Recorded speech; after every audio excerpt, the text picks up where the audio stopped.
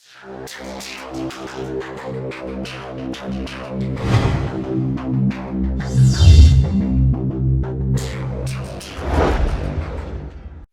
2024년 11월 21일 이정훈입니다. 국제적으로 큰 뉴스는 러시아가 우크라이나를 향해서 핵탄두가 없는 재래식 탄두를 붙인 ICBM을 쏘았다. 이거 같습니다. 이야, 러시아가 ICBM을 쏘네. 그 직전에 무슨 일이 있었는가 하면은 미국이 개발해서 양산하고 있는 단거리 지대지 탄도미사일 에이타크므스를 러시아 본토에 쏴도 좋다라고 우크라이나에 허락했죠. 그래서 우크라이나가 에이타크므스를 러시아 본토 미사일 무기고를 향해서 쐈습니다. 이어서 영국과 프랑스가 개발한 스톰 섀도우라고 하는 미사일이 있습니다. 이거는 비행기, 전투기나 폭격기에 달고 다니는 미사일입니다. 탄도 미사일은 아니고 순항 미사일입니다. 비행기처럼 날아가는 그런 미사일이죠. 스톰 섀도우를 우크라이나가 발사했다. 지금 우크라이나는 유럽 국가로부터 받은 중고 F-16을 운영하고 있습니다. 이 F-16에 스톰 섀도우를 붙일 수 있죠. 그거를 쏘았다. 그러니까 즉각 나온 게 뭐냐? 러시아가 여러 가지 무기를 썼습니다. 러시아도 순항미사일이 있습니다. 땅에서 쏘는 지대지 순항미사일을 쏘고 또 비행기에서 쏘는 킨잘 미사일을 쐈습니다. 그러면서 동시에 카스피해 부근에 있는 아스트라한 주라고 하는 그 지역이 있거든요. 거기에서 루베스인가요? 라고 하는 ICBM을 발사했습니다. 지금 우크라이나가 쏜 거는 미국의 단거리 탄도미사일, 그 다음에 영국으로부터 제공받은 단거리 공대지 순항미사일입니다. 근데 여기에 대해서 비슷한 무기로 대응하면서 동시에 ICBM을 쐈다, 루베스를 쐈다. 이거 왜 쐈느냐? 이제 여기에 대해서 다양한 해석들이 나오는데, 러시아가 더 겁을 주고 있다. 얼마 전에 이제 비핵 국가에 대해서도 러시아는 위협적이면, 그 나라가 위협을 가하면 핵무기를 쓸 수 있다는 쪽으로 핵무기 사용 교리를 바꿨다. 그걸 푸틴이 승인했다 그랬죠. 그러면 핵무기를 주변 국가의 위협적인 우크라이나에서 쓸 수 있다 이런 얘기죠. 대한민국을 향해서도 쏠 수 있다는 얘기입니다. 북한이 파병했기 때문에 그런 북한하고 우리하고 뭔가 대립이 이루어지면은 북러 동반자 조약에 따라서 핵무기를 한국을 향해 쏠 수 있다. 그런 내용들입니다. 이것 때문에 그거 실체를 보여주려고 ICBM을 쐈다 이렇게 하는데 저는 좀 달리 해석합니다. 러시아가 정말 힘들구나. 무슨 얘기냐. 지금 러시아가 지대지 탄도미사일을 쏴야만, 자, 우선 그 전에 설명드릴게. 지금 현대는요, 이 항공우주 분야의 기술이 굉장히 발달했습니다. 옛날에는 미사일을 쏘면은 그냥 맞을 수밖에 없었는데, 지금은 미사일을 잡습니다. 미사일을 잡으니까 비행기도, 전투기도 잡죠. 그러니까 스텔스가 아니면은 적진으로 마구 들어갔다가는 전투기들은 격추됩니다. 전투기보다 훨씬 빠른 탄도 미사일도 잡힙니다. 그러면 전투기 정도로 날아가는 순항 미사일은 어떤가? 거의 잡힙니다. 러시아에는 S-300을 개량한 S-400 그러한 방공 미사일 시스템이 있어서 날아오는 적기나 탄도 미사일, 순항 미사일을 발견하면은 자기네 요격 미사일을 쏴서 잡아버립니다. 미국은 훨씬 더 복잡하죠. 미국은 S-300에 해당되는 게 팩3 겁니다. 팩3. 팩3보다 더 좋은 게 사드입니다. 더 멀리에서 막죠. 사드보다 더 좋은 게 GBI입니다. GBI는 Ground Base Interceptor. 지상에서 발사하는 겁니다. 지상에서 발사해서 적 탄도 미사일을 잡는 겁니다. 가장 빠른 탄도미사일. 그러니까 즉 ICBM을 잡는 겁니다. 미국 본토로 날아오는 ICBM이 있는데 몇 차례 못 막으면은 미국 본토에서 GBI를 발사해서 막습니다. 그리고 미국 본토에 오기 전에 러시아는 지역적으로 상당히 불리해요. 러시아는 그 밑에 중국, 몽골, 탄탄탄 나라, 그 다음에 저쪽에 뭐 핀란드, 노르웨이부터 해서 폴란드, 뭐 숱한 유럽 국가들하고 국경을 맞대고 있죠. 그래서 이제 미국을 공격하려면 ICBM을 쏴야 되는데 그 ICBM이 우주로 일단 올라갑니다. 올라가게 되면은 미국이 전 세계 최강의 해양 국가잖아요. 미국이 한 이지스 구축함, 이지스 순양함 몇 척이더라? 순양함이 20 몇 척, 구축함이 70 몇 척인가? 거기에 SM3라고 하는 미슬이 탑재되어 있습니다. 1000km 이상 위로 올라가죠. 그래서 우주를 날아가고 있는 ICBM을 요격할 수가 있습니다. 그 ICBM 요격을 SM3가 못하면 미국 본토로 ICBM이 떨어지니까 GBI로 막아보고, 이 GBI로 막는 건 미 육군이 막는 겁니다. 그게 실패하면 미 육군이 사드로 막아보고, 사드로 안 되면 팩3로 막는 겁니다. 그리고 이제 러시아가 미스를 쏜다 그러는데 그 미사일 기지가 러시아 국경선으로부터 한 400km 정도 안쪽이다, 바깥쪽이다. 그러니까 러시아 입장에서는 상당히 바닷가나 국경에 가까운 쪽이다 그러면 미국이 그쪽 400km쯤에 전투기나 기타 수송기를 띄워놨다가 이 미사일을 쏘면은 400 내지 500km 바깥에서 레이저를 쏩니다. 레이저를 쏴서 올라가고 있는, 발사되고 있는 ICBM을 맞춰버리면 그게 폭발하면서 러시아로 핵 낙진이 떨어지죠. 이걸 부스트는 이제 막 론치랑 비슷한데 막 발사돼갖고 위로 올라가는, 부양되는 페이스 단계의 인터셉터. 러시아는 S-300 내지 400 가지고 날아오는 미사일을 막는 거, 미국의 팩3 정도밖에 없는데, 미국은 러시아가 발사하는 미사일을 막 부상하는 단계에서는 부스트 페이스 인터셉터, 비행기에서 레이저를 쏴서 요격해보고, 그리고 그것이 태평양을 넘거나 대서양을 넘어서 우주로 올라가서 날아오면은 이지스함에서 SM3를 쏴서 격추해보고, 그게 안 되면 미국 본토로 떨어지겠죠. 그럼 GBI로 막아보고, 사드로 막아보고, 팩3로 막아보는 겁니다. 제가 이런 말씀 드리는 거는, 지금 ICBM이 옛날에는 굉장히 위대한 무기였지만은, 지금은 미국이 MD를 하면서 막을 수 있는 무기가 돼버렸어요. 미국은 거의 완벽하게 막아낼 것 같아요. 그 미국 말고도 이스라엘은 부스트 페이스 인터셉터도 없고 SM3도 없습니다. GBI도 없습니다. 근데 사드에 해당되는 에로 시스템이 있고 팩3에 해당되는 데이비드 슬링이 있고 그 다음에 더 낮은 단계에 있는 아이언돔이 있어서 거의 이스라엘도 자기네 MD로 다 막아냅니다. 탄도미사일을 막아냅니다. 이 탄도미사일이 게임 체인저로 기능하는 시간이 사라져가고 있다는 뜻입니다. 자, 이게 이제 기술 발달에 의해서 일어나는 큰 변화입니다. 그리고 이제 또 하나 보셔야 될 게, 미국이 갖고 있는, 미 공군이 운영하는 ICBM은 미니트맨 3입니다. 미니트맨 3. 미니트맨은 의병대라고 보시면 돼요. 의병. 예. 러시아가 보유한 ICBM이 몇 개가 있는데 가장 유명한 거는 야르스입니다. 야르스. YARS라고 하는 건데, 야르스는 미니트맨만큼 큰 미사일입니다. 지금 미국하고 과거의 소련이 1987년 레이건 대통령하고 고르바초프가 INF 조약을 맺습니다. Intermediate Nuclear Forces, 그 중거리 핵 전력 협정입니다. 중거리 핵을 없애자는 겁니다. 무슨 얘기인가 하면은 ICBM이나 SLBM에 해당되는 핵무기는 서로 같대. ICBM보다 작은 거리가 짧은 IRBM, MRBM, 그 다음에 단거리 미사일에도 핵탄두를 달지 말자 합의를 합니다. 그러면 미국은 바로 옆나라랑 싸울 일이 없기 때문에 옆나라를 때리는 거는 중거리 미사일로 때리면 되는데 미국은 그거 없어도 되죠. 근데 소련은 바로 옆에 옛날 바르샤바 조약구가 있을 때는 문제가 없는데 바르샤바 조약기구들 나라들이 나토에 가입하면 그들과 갈등이 생기면은 중거리 미사일, 단거리 미사일을 쏴야 되는데 못 쏘게 되는 거죠. 근데 실제로 91년도, 90년대에 동유럽 군사 국가들이 다 전복되면서 그 후에 나토에 가입하면서 미국 편이 돼버렸어요. 그리고 소련은 자기네가 품고 있던 탄탄 나라들이 다 떨어져 나가버렸고.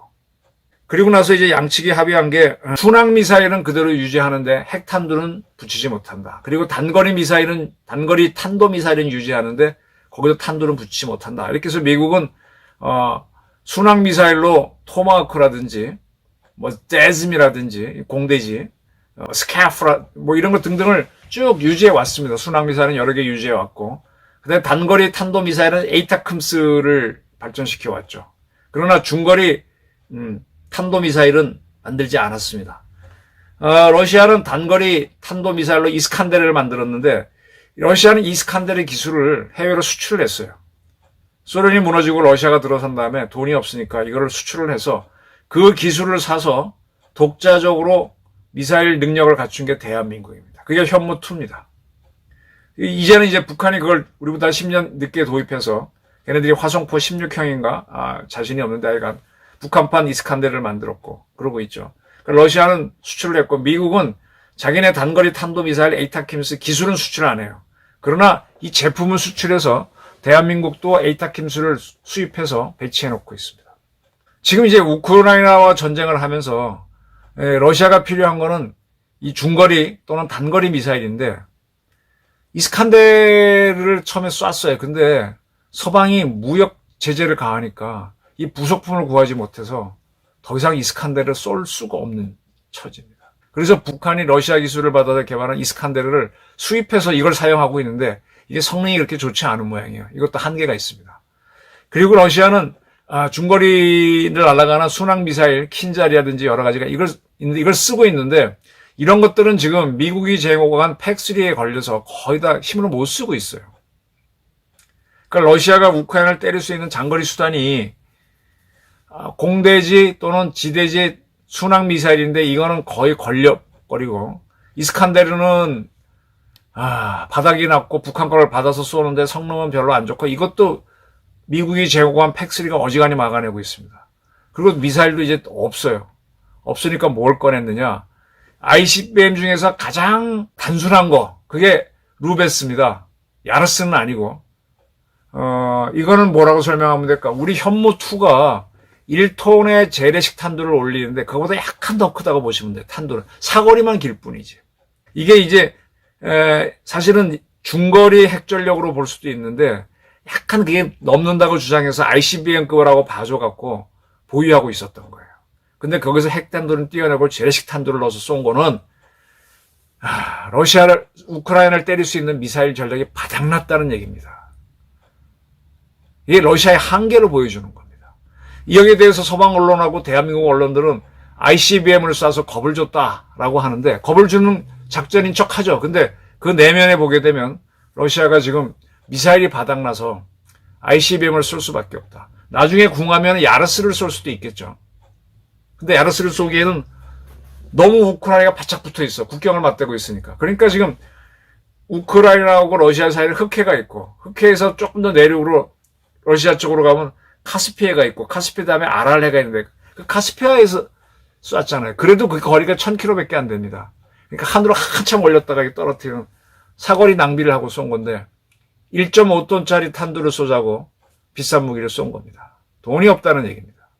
이 얘기에 대해서 서방 언론 일부하고 우리나라 언론은 막 겁을 주는 식으로 얘기하는데 그게 아니다. 근데 러시아는 어쨌든 이렇게 이걸 쏘고 나서 NCND를 하고 있습니다. 뭐 루베스는 이제 확인 안 해주겠다. 군 당국에 물어보라 하면서 겁을 주는 심리전을 하고 있는데 이 루베스가 우크라이나 땅이 떨어진 것 같아요. 터지긴 터진 것 같은데 빨리 와서 ICBM은 빨리 오니까 거긴 또 팩3가 없었던 모양 시스템에. 근데 뭐 큰 피해는 없다. 뭐 이런 보도가 나오고 있습니다. 자, 제가 이제 오늘 설명드린 거는 이제 요동치는 국제 정치입니다. 이 러시아가 국력이 딸리고 무기가 없어서 루베스를 쏠 정도가 됐습니다. 근데 지금 우리나라 언론은 뭘 보도하고 있는가 하면은 갤럽이 조사했다는 걸 근거로 우크라이나 사람들이 전쟁에 지쳐서 영토를 내주더라도 이제 전쟁 끝내자라는 여론이 높아지고 있다. 이걸 보도하고 있습니다. 러시아 국민의 52% 절반 정도가 영토를 양보하더라도 평화를 하자. 요거는 정말 러시아가 듣고 싶은 말이죠. 근데 옛날에는 끝까지 싸우자가 높았는데 많이 떨어지고 있다. 3년째 전쟁을 하고 있으니까 이런 보도를 내고 있습니다. 2022년에는 승리할 때까지 싸우자가 73%였고 23년에는 63%인데 지금은 52% 적어졌다. 뭐 이런 보도를 내면서 우크라이나가 흔들린다라고 보도를 합니다. 근데 이건 아마 사실일 거예요. 전쟁에 대한 피해가 크고 자신들이 죽으니까 전쟁 그만해라. 그런 주장이 있을 텐데 요 같은 조사를 러시아에도 해봐야 돼요. 러시아 사람들도 지금 전쟁에 지쳤을 겁니다. 근데 이런 조사는 안 해. 안 하고 우크라이나만 보도하니까 우크라이나가 코너에 몰린 것 같지만 현실은 러시아 푸틴이 더 몰릴 수도 있다. 그 몰린 증거가 루베스를 쏘는 겁니다. 자, 지금 또 어떤 보도가 나왔는가 하면은 이렇게 우크라이나 국민들이 지쳤다라고 하는데 우크라이나 언론들이 이 러시아의 속셈을 보도했어요. 무슨 얘기인가 하면 푸틴의 의도를 보도했는데 이거는 아주 강대국이 펼치는 국제정치를 보여줍니다. 이제 우크라이나를 침공한 이 러시아는 이미 자기네가 먹은 땅이 크림반도하고 돈바스 지역이죠. 거기는 영원히 러시아 영토로 해버리고 그 다음에 폴란드라든지 루마니아, 그러니까 다시 말하면 나토 국가와 접경인 우크라이나 쪽은 거기는 쉽게 말하면 키이우를 포함한 나머지 지역을 러시아가 먹는 거예요. 먹어갖고 거기를 꼭두각시 정권을 만드는 겁니다. 일본이 옛날에 만주국을 세운 것처럼 러시아가 맘대로 조정하는 속국 같은 우크라이나 정부를 만들어주고 이미 점령한 지역은 자기 영토화하고 우크라이나 세 개로 쪼개는 계획이 이게 푸틴이 이걸 계획하고 이 작전을 했다, 이 전쟁을 했다는 이 보도가 나왔습니다. 근데 이게 정확한 푸틴의 의도인지 아닌지 아니면 초안인지는 잘 모르겠다고 하는데 왜 푸틴은 이 짓을 하느냐? 지금 이제 냉전 종식 이후에 미국이 유니폴라 단극 체제를 하고 있지 않습니까? 이렇게 미국 주도로 가는 세계 질서가 안 된다. 세계를 다시 양극 내지는 다극 체제로 만들자라는 게 푸틴의 생각이기 때문에 이 지역에서 즉 슬라브 지역에서는 러시아가 넘버원이 되기 위해서 이런 전쟁을 했다. 근데 이게 생각보다 이제 전쟁이 3년째 끌어들면서 러시아도 지치고 있는 거죠. 힘든 거죠. 그 북한한테 파병받을 정도로 지금 지치고 있는 거죠. 이제 이런 것들을 우크라이나 언론이 쭉 보도를 했어요. 지금 러시아가 우리를 3등분 하려고 했다. 나쁜 놈. 이러면서 이제 거꾸로 싸우자는 의리를 일으키는 거고 반대로 푸틴은 자기네 국익을 위해서 우크라이나를 마음대로 도륙하는 그런 그림을 그린 겁니다. 자, 강대국들은 항상 이렇게 국제정치를 자기 마음대로 조정을 합니다. 미국도 역시 마찬가지고요. 지금 우리도 국제정치에 참여해야 됩니다. 저는 지금 한국의 현무2 또는 KTSSM, 미국의 에이타캠스 비슷한 거를 우크라이나에 주자는 주장을 개전 초기부터 하고 있습니다. 천궁2도 주고. 그래서 거기서 성능을 보여갖고 K방산 수출 잘 되게 하자.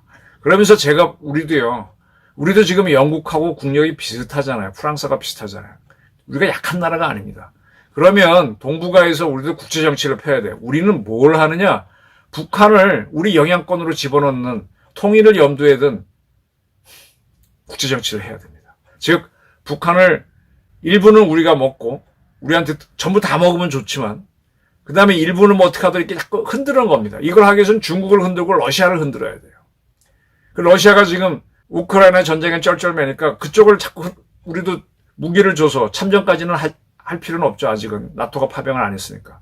계속 이렇게 흔들어주면서 그 러시아가 막 24개, 5개 나라로 쪼개지면 우리한테 통일 기회가 오는 거고 중국도 22개의 성인가? 성들이 막 쪼개져서 국가가 됐을 때 통일 기회가 오는 거잖아요.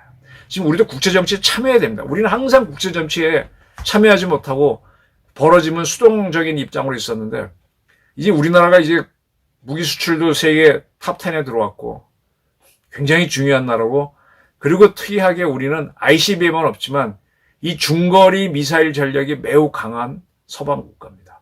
영국, 프랑스, 독일은요. 이 단거리, 중거리 탄도미사일이 없는데 우리는 그 탄도미사일이 있습니다. 현무2가 있고 현무4가 있습니다. 현무5는 탄도 중량이 지난번에 10kg라 그랬나요? 8kg라 그랬나? 8톤. 지금 루베스보다가도 사거리는 짧지만 위력이 훨씬 핵무기급입니다. 우린 핵탄두를 안 달았기 때문에 이걸 바로 북한에 쏴도 돼. 핵전쟁 안 일으킨 거니까. 북한은 핵탄두가 달린 미사일이 우리한테 쏘기 힘들어요. 우린 이거를 바로 쏠 수 있거든. 지금 서방국가 최대의 탄도미사일, 재래식 탄도미사일 갖고 있는 나라는 우리입니다. 중거리, 단거리 갖고 있는 거. 그러니까 국제정치에 개입할 힘이 있습니다. 지금 파병을 한 북한을 흔들어야죠. 그리고 우리는 순항미사일로 현무3를 갖고 있어요.